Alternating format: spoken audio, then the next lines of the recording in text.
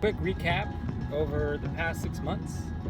For those of you that don't know, shortly after May, my Honda Accord, started breaking down piece by piece. On top of some other stuff I've had to overcome. But the plan was to trade in the Accord sometime after October the 1st, because the Accord was high in mileage and I had started saving up to put a nice down payment, nothing crazy, so that I wouldn't have to service parts or do a lot of, just pay more over time, pay more than what the vehicle's worth in parts and labor. By the time we hit October, I'm already looking for new cars. I'm already trying to see what the budget would look like, if it's feasible, if I should just become my own mechanic.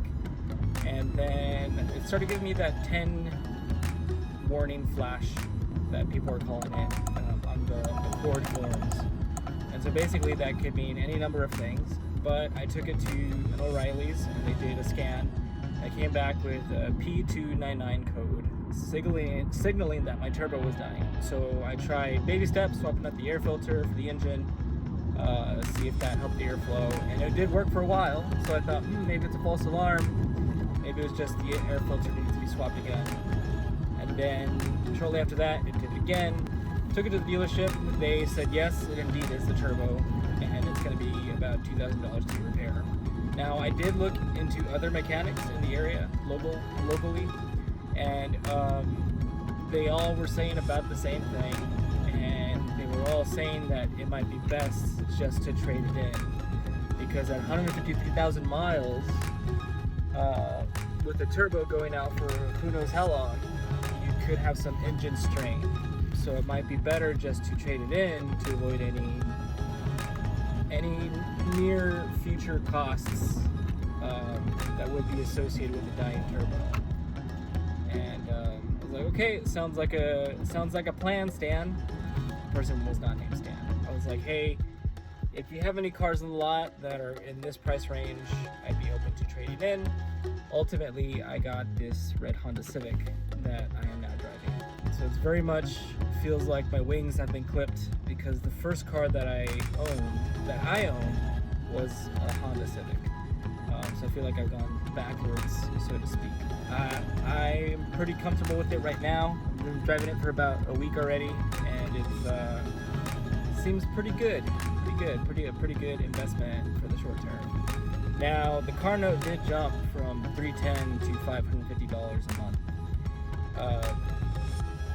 So that's the part that I'm navigating right now. I did move money around, so I'm able to continue to pay down debt that I was working on to be debt-free by April, but it doesn't look like that's gonna happen. It looks like we'll be back to square one in April. Basically, the way I walked into October is the way I'll walk into April, except I won't have a car that's falling apart. My hope is that sometime in April, maybe even next October, I will be able to refinance the car or be in a better financial situation to just be able to start saving again. This is just to show, for those of you that don't live near me, the car that I have now.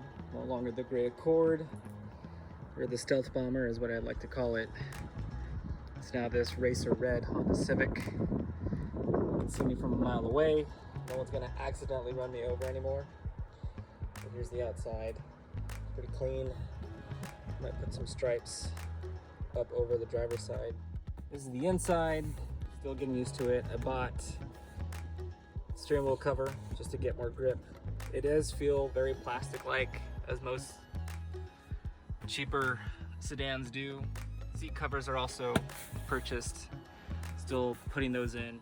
But yeah, this just helps provide a bit more stability on the steering wheel. Seat covers protect the seats, make it feel a bit more full. In the back,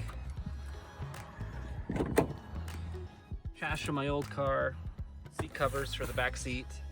In the trunk, we have battery, jump starter, first aid kit, some tools in case I gotta pull over, do some repairs. Just put this bad boy in there. Shovel just in case I gotta bury a body. Some gloves, extension cord, blankets, a pillow, basic survival stuff. Under the hood, it's a lot cleaner than the other one. or a bit more straightforward, I should say. Engine, air filter that I just swapped out, battery, fuse box, catalytic converter, I think, alternator, and the Accord, the turbo was right here. So it was really difficult to work on anything. It took up a whole lot of space, a lot more space than I thought it did. But everything is just very much in your face. So if I ever do have to do repairs, I can easily get to it and not have to work around the turbo. I think the only thing that it's missing are rims. I'm not a fan of the hubcaps. I feel like it's a safety hazard.